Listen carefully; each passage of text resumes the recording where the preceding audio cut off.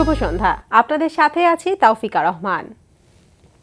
প্রিয় দর্শক শ্রোতা, জ্যৈষ্ঠের এই সন্ধ্যায় সবাইকে আমন্ত্রণ জানাচ্ছি শুভ সন্ধ্যার আজকের আয়োজনে। আজ শুভ সন্ধ্যায় থাকছে চলতে থাকা প্রদর্শনী, আর্কাইভ থেকে তারকার সঙ্গে এনটিভি হাইলাইটস এবং প্রখ্যাত সঙ্গীত শিল্পী রফিকুল আলমের সঙ্গে আলাপচারিতা। প্রথমেই চলতে থাকা প্রদর্শনী।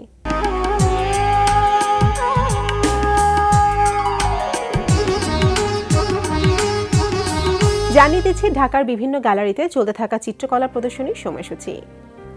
২৮ জন প্রথিতযশা শিল্পীর ৪৫টি ছবি নিয়ে উত্তরার গ্যালারি কায়া প্রদর্শিত হচ্ছে যুগপূর্তি প্রদর্শনী। প্রতিদিন বেলা ১১টা থেকে রাত ৮টা এই সময় প্রদর্শনী চলবে ২৮ মে পর্যন্ত। আজ শুভ বুদ্ধ পূর্ণিমা, সারা বিশ্বের বৌদ্ধ ধর্মাবলম্বীদের এবং বৌদ্ধ দর্শনধারীদের জন্য একটি মঙ্গলময় দিন।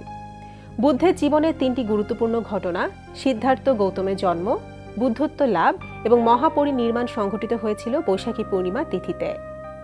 আমাদের দেশেও আজ নানা আয়োজনের মধ্য দিয়ে পালিত হচ্ছে বুদ্ধ পূর্ণিমা। সবাইকে বুদ্ধ পূর্ণিমার মঙ্গলময় শুভেচ্ছা।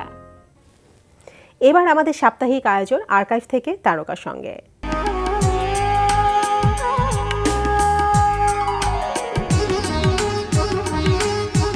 পূর্বে যেসব তারকা শুভ সন্ধ্যায় অতিথি হয়ে এসেছেন তাদের আলাপচারিতার অংশবিশেষ নিয়ে আর্কাইভ থেকে তারকার সঙ্গে। আজকের তারকা জনপ্রিয় নজরুল সঙ্গীত শিল্পী ফাতেমাতুজ জোহরা।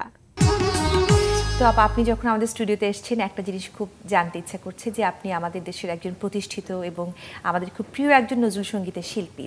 তো নজরুল সঙ্গীতের অবস্থানটা কোথায় এখন বাংলাদেশে, বা কি অবস্থায় আছে?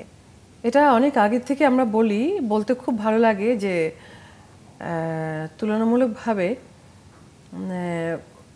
পাশের দেশে যে নজরুল চর্চা হতো বা হয়, আমাদের অনেক সীমিত শক্তি বা ইচ্ছা থাকার পরেও আমরা নজরুল সঙ্গীতে কীভাবে যেন অন্তত তাদের থেকে অনেকটা এগিয়ে এসেছি। সত্যি কথা, এটা আমরা দাবি করে বলতে পারি, কারণ নজরুলের গান যারা করছে তারা প্রত্যেকেই কম বেশি ভালো গান করছে।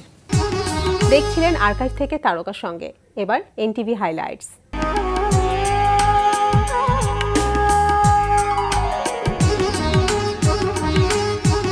প্রিয় দর্শক, জানিয়ে দিচ্ছি কি কি থাকছে এনটিভির রাতের অনুষ্ঠান মালায়। সন্ধ্যা ৬টা ৪৫ মিনিটে সরাসরি সম্প্রচার হবে অনুষ্ঠান বিচ টাইম।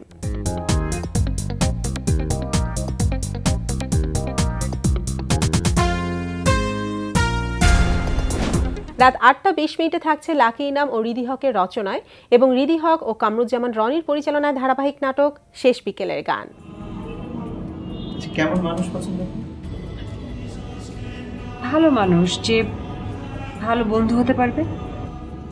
তার মানে হুট করে অপরিচিত কোনো মানুষকে বিয়ে করে ফেলার কোনো সম্ভাবনা নেই, তাই তো? তাই তো দেখছি। রাত ৯টায় প্রচার হবে ওয়াহিদুল ইসলাম শুভ্রর পরিচালনায় অনুষ্ঠান রূপচাঁদা the daily star super chef.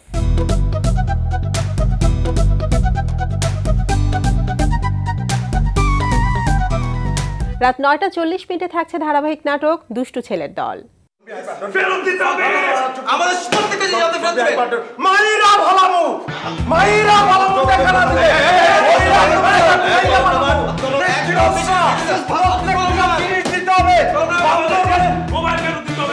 রাত 11:30টায় প্রচার হবে সেতু আরিফের পরিচালনায় একক নাটক দূরবীন দূরত্ব সময়। তোমার মনের ভেতরে ছিটে ফোটা বসন্ত এসেছে, চাইলে সেই উচ্ছ্বাস তুমি প্রকাশ করতে পারো।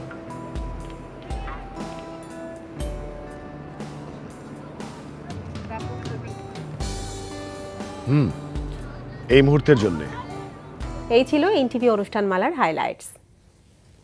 এরপর আসছি আলাপচারিতায়।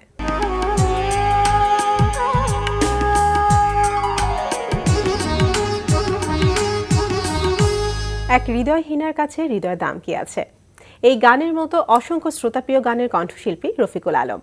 প্রিয় দর্শক, আমাদের আজকের অতিথি প্রখ্যাত সঙ্গীত শিল্পী রফিকুল আলম। চলুন কথা বলি তার সঙ্গে। শুভ সন্ধ্যা।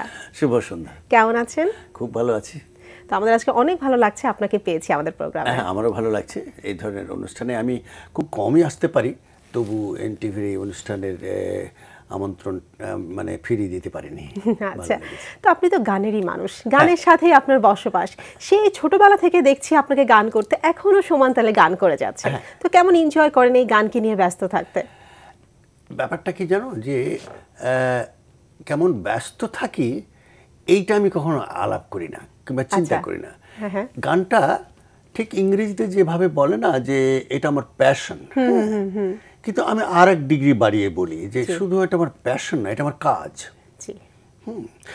পৃথিবীতে মানুষ এসে যদি তার সঙ্গে কোনো কর্মযোগ হয়, এই কর্মযোগটা হচ্ছে আমার গানের সঙ্গে। ফলে এ নিয়ে আমি ব্যস্ত থাকি কিনা, এনজয় করি কিনা, এটা আমি কখনো ভাবি না। গান গাইতে হবে, গাওয়াটাই আমার কাজ, এইটাই আমি মনে করি, বুঝেছো? সেই কারণে গানের সঙ্গে তুমি যেটা বলে যে গানের সঙ্গে আমার জীবন জড়িয়ে আছে, হ্যাঁ, গানের সঙ্গে সত্যি আমার জীবন জড়িয়ে আছে। আচ্ছা, তো আপনার পরিবারের সবাই তো গান করছে, আপনার ছেলে গান করছে, এবং অবশ্যই জানি আপনার সহধর্মিণী আবিদা সুলতানা, সেটা তো আমাদের জনপ্রিয় শিল্পী আমাদের দেশে। শুধু তাই নয়, আমার ছোট ভাই খালেকুজ্জামান খুবই ভালো গিটারিস্ট, আমার ছেলে, আমার বড় ভাই অবশ্য প্রয়াত হয়েছেন, তিনি খুবই জনপ্রিয় শিল্পী ছিলেন, সারওয়ার জাহান সাহেব। তারপরে আমার স্ত্রীর ভাই বোনরা, সেটা তো জানোই, শওকত আলী ইমন, মোহাম্মদ আলী সুমন, এবং আমার ছেলে ফাশিদ আলম, এরা সব গানের জগতেই আছে। সবাই মিলে যখন একসাথে হন তখনকার পরিবেশটা তাহলে কেমন হয়? তখন পরিবেশ একটাই, যে গল্পগুজব হচ্ছে, পরচর্চা হচ্ছে, অনেক আনন্দের আলোচনা হতে হঠাৎ করে একবার কি করে যেন আবার আমরা গানে জড়িয়ে পড়ি, মানে গানটা থাকছেই, গানটা জড়িয়ে পড়ি। সেটা মানে না চাইলেও হয়তো কোনো মানসিক প্রস্তুতি নেই যে আজকে গান করতে হবে, কিন্তু কোথাও গেলে আমাদের বন্ধু বান্ধবের সার্কেলটাও যারা গান করেন না তাদের মধ্যেও কিন্তু আত্মীয় স্বজন এবং বন্ধু বান্ধবের মধ্যে গেলেও কিন্তু ওই রকমটা হয়ে যায়। জি, এবং আপনাকে পেলে তো সবাই গান একটু হলেও শুনতে চাইবে, এবং আমিও চাই আমার যারা আছেন, আমার ছোট শালিকা আছে সালমা আলী, সালমা সুলতানা, তারপরে চিত্রা সুলতানা, এরাও গান করে। ফলে একে একে চলো আমি দুটো গান গেছি, তুমি একটা করো, এইভাবে করে গানটা থাকে আর কি। আচ্ছা, তো অবসর সময় তো গান তো আছে, ওটা বাদ দিয়ে আমরা যেমন অবসর সময় অনেক কিছু করে থাকি, তো গানকে বাদ দিয়ে অবসর সময় তাহলে আরো কি কি করা হয়? গানকে বাদ দিয়ে আমি করি যেমন লেখাপড়া করি, তারপরে আরেকটা কিছু বদভ্যাস আছে, যেমন আমি মাছ ধরতে যাই। বড়শি দিয়ে মাছ ধরা আমার খুব সময় নষ্ট, অনেক বহু দূরে। আমি এমনও গিয়েছি যে মেঘালয়ের বর্ডার পর্যন্ত, এবং কুষ্টিয়ার জগতী বলে একটা যে অনেক দূরে দূরে মাছ ধরতে গিয়েছি। এই আর একথা ঠিক যে আর কোনো তেমন কোনো বৈষয়িক কাজে আমি খুব বেশি একটা যুক্ত নই। আচ্ছা আচ্ছা আচ্ছা, তাহলে সম্প্রতি গানকে নিয়ে কি কি কাজ করছেন এখন? গানকে নিয়ে গান নিয়ে আমার একটা কাজ হয়েছে ইদানিং, আমার যেটা মনে হচ্ছে যে এখনকার গানের যে ট্রেন্ড, সেই ট্রেন্ড অনুযায়ী তো আমাকে চেঞ্জ করতেই হবে। সেই রকম চিন্তা করে যারা একেবারে নতুন ছেলেমেয়েরা যারা গান করছে, ওদের নিয়ে কিছু কাজ আমি শুরু করেছি, যাদের সঙ্গে আমার অনেকখানি বয়সের পার্থক্য, তারা হয়তো ভয়ে আমার কাছে আসবে না, এরকম ছেলেদের সঙ্গে নিয়ে আমি কিছু কাজ করছি। এবং সেখানে আমার একটা বাধা তৈরি হয়েছে। সে বাধাটা হলো যে আমরা যেমন গান করি, গানের কাব্য মূল্য আছে কিনা, গানের ভালো ছন্দ আছে কিনা, শব্দগুলো ঠিক আছে কিনা, আজকাল গানের প্রসঙ্গগুলো একটু গোলমেলে, একটু এলোমেলো, অনেকখানি কাব্য ধর্ম বাদ দিয়ে হয়, সেগুলো একটু কম্প্রোমাইজ করতে হচ্ছে। ফলে কিছু গান করছি, হয়েও গেছে কিছু গান। ইবরার টিপু আমার একটা গান করবে, বাপ্পা মজুমদার আমার একটা গান করবে, সব মোটামুটি এগিয়ে আছে। আর রেকর্ডিং কিছু হয়েওছে। ফুয়াদ নাসির বাবুর একটা গান করেছি ভেরি রিসেন্টলি, এরকম কাজ করছি। তো সাধারণত আপনি এবং আপনার মতো আরো অনেক শিল্পীরা কিন্তু কবিতা থেকে গান করতেন, এখন কি সেই জিনিসটা হচ্ছে যে কবিতা থেকে গান? তোমাকে অনেক ধন্যবাদ যে তুমি এই প্রসঙ্গটা এনেছো। তো এটা হচ্ছে কি, গানের চাহিদাটা তো কিছু চেঞ্জ হয়েছে। একসময় আমরা যখন গান, যেমন কবি শামসুর রহমানের বিখ্যাত সেই কবিতা কখনো আমার মাকে, এই গানটা আমি গেয়েছি, শুরু করেছিলাম আমাদের প্রয়াত সঙ্গীত পরিচালক সত্য সাহা। তারপর খন্দকার নুরুল আলম সাহেব রুদ্র মোহাম্মদ শহীদুল্লাহর কবিতার করেছি, আমি আল মাহমুদ সাহেবের কবিতা করেছি। তারপরে নির্মলেন্দু গুণের একটা খুব বিখ্যাত কবিতা আমি একটা করেছি, আমি সেটা অ্যালবামও বের করেছি বিভিন্ন কবির। তো এটা একসময় ছিল যখন ক্যাসেট অ্যালবাম খুব ভাইব্রেন্ট এবং টেলিভিশন প্রাইভেট চ্যানেলগুলো হচ্ছে, তখন বৈচিত্র্য চাইতো। তখন আমরা কবিতা নিয়ে গান করেছি। এখন অবশ্য কম হয়, কারণ সত্যি সত্যি কবিতায় গান করতে গেলে কতগুলো টেকনিক্যাল সমস্যা সামনে এসে দাঁড়ায়, যেমন অন্তরা, স্থায়ী, সঞ্চারীগুলো মেলানো যায় না, কারণ ছন্দগুলো ভাঙা ভাঙা, আচ্ছা, তাতে অনেক সময় ব্যয় হয়, অনেক জায়গা নিয়ে নেয়, সেই জন্য খুব কম হচ্ছে, তবু করছি, কবিতা নিয়ে গান করেওছি। এই তো মাস 6 আগেও একটা করলাম কবিতার গান, এটা একটা ভালো দিক ছিল, এটা ঠিক।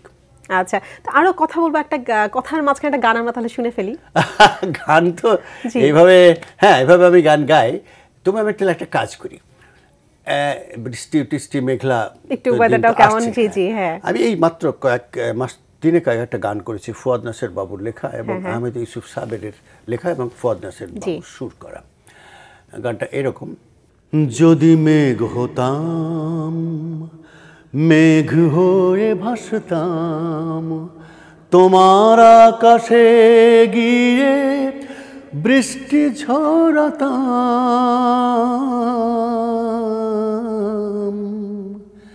যদি মেঘ হতাম।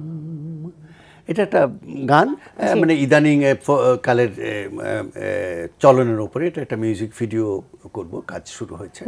তো এটার সাথে সাথে আরেকটা জিনিস জানতে চাই যে আগের থেকে এখন মিউজিক ভিডিও অনেক হচ্ছে এবং গুরুত্ব দেওয়া হচ্ছে অনেক বেশি, যে মিউজিক ভিডিওটাকে কত সুন্দর করা হচ্ছে, সুন্দর লোকেশনে, সুন্দর ঝকঝকাটি স্ক্রিন থাকতে হচ্ছে, মডেল ব্যবহার করা হচ্ছে, এটাকে আপনি কিভাবে দেখছেন?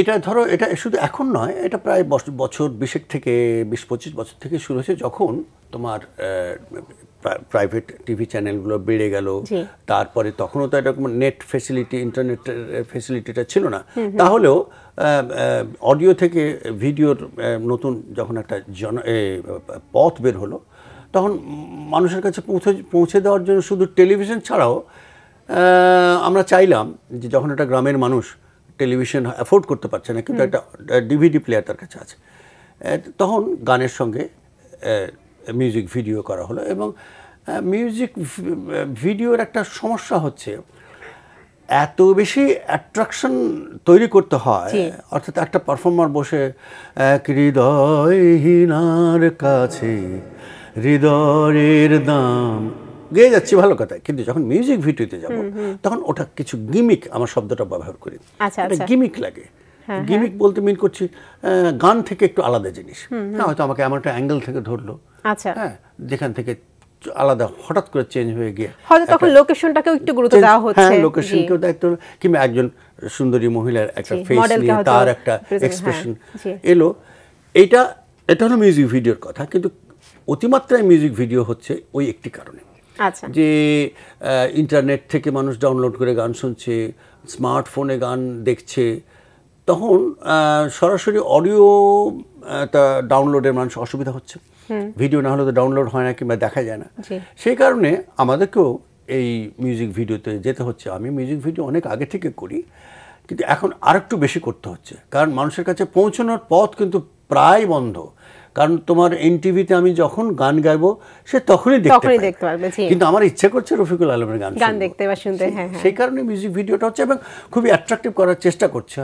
কিন্তু এই কথা ঠিক, একটা সমালোচনার দিক অবশ্যই মিউজিক ভিডিওতে আছে, যে মিউজিক ভিডিওতে ভিডিওগ্রাফির কিছু ব্যাকরণ আছে, সেই ব্যাকরণগুলো অনুসরণ করছে না, গ্রামারগুলো অনুসরণ করা হয় না, অড শর্ট নেয়, তাতে মানুষ খুব বিরক্ত হয়। জি জি, তো অনেক আগে থেকে গান করে যাচ্ছেন, এখনো গান করছেন, তো সেই ক্ষেত্রে শুধু গান না, কিছু দায়িত্ববোধ কিন্তু আছে এই গানের প্রতি এবং এখনকার তরুণ প্রজন্মের প্রতি, সেই দায়িত্ববোধ থেকে কি করছেন গানকে নিয়ে? সত্যি কথা বলেছো, কারণ মানুষের যখন একটা সৃজনশীল মানুষ একটা জায়গায় পৌঁছে যায়, তখন সমাজকে তার কিছু দেবার কথা থাকে, তুমি যেটা বলতে চাইলা।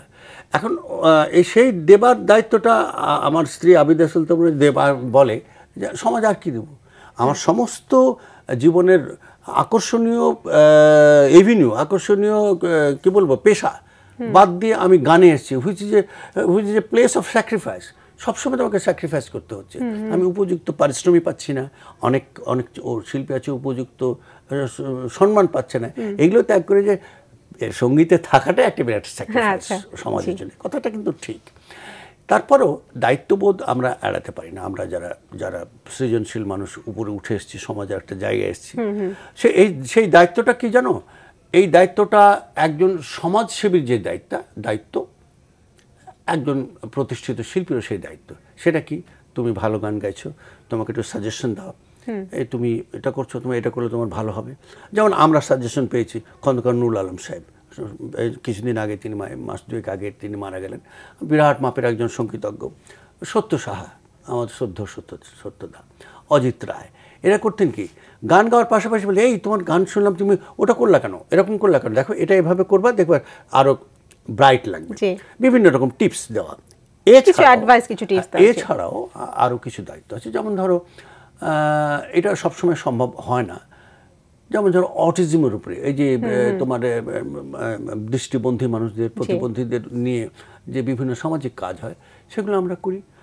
আর পাশাপাশি দায়িত্ববোধ গানের ক্ষেত্রে যতটুকু বললাম, যে যখনই কোনো বড় কোনো গানের আয়োজন হয়, সেখানে গিয়ে আমরা আমাদের অভিজ্ঞতা, আমাদের সাজেশন দিই। এগুলো আমাদের দায়িত্ব। অনেক দায়িত্ববোধই আছে এবং সেটা আপনারা পূরণ করেও যাচ্ছেন। জি, তো আসলে আপনাকে প্রায় আরো অনেক বিষয় ছিল কথা বলার, অনেক গান শোনার, কিন্তু আজকে আমাদের সময় শেষ, যেহেতু আমাদের সময় শেষ হয়ে গিয়েছে এবং অনুষ্ঠান শেষ করতে হচ্ছে। এত ব্যস্ত সময়ের মধ্যে আপনি আমাদেরকে সময় দিয়েছেন, এই জন্য আপনাকে অনেক অনেক ধন্যবাদ। অসংখ্য তোমাকে ধন্যবাদ এবং এনটিভিকে তো অবশ্যই ধন্যবাদ এবং কৃতজ্ঞতা জানাবো। এনটিভিতে বহু অনুষ্ঠান করেছি এবং সবশেষে নিশ্চয়ই আর একবার ধন্যবাদ দেবো আমাদের শ্রোতা দর্শককে। প্রিয় দর্শক, কথায় কথায় আমরাও চলে এসেছি অনুষ্ঠানের শেষ প্রান্তে। আমাদের সঙ্গে যোগাযোগের ঠিকানা প্রযোজক শুভ সন্ধ্যা, এনটিভি, বিএসসিসি ভবন, 7তলা, 102 কাজী নজরুল ইসলাম এভিনিউ, কারণ বাজার, ঢাকা 1215। আমাদের ইমেইল অ্যাড্রেস shubhosandha@ntv.com। প্রিয় দর্শক, এনটিভিতে সম্প্রচারিত সংবাদ ও অন্যান্য সকল অনুষ্ঠান দেখতে লগ ইন করুন www.ntvbd.com-এ। সবার মঙ্গল কামনায় আজকের মতো এখানেই শেষ করছি। শুভ সন্ধ্যা।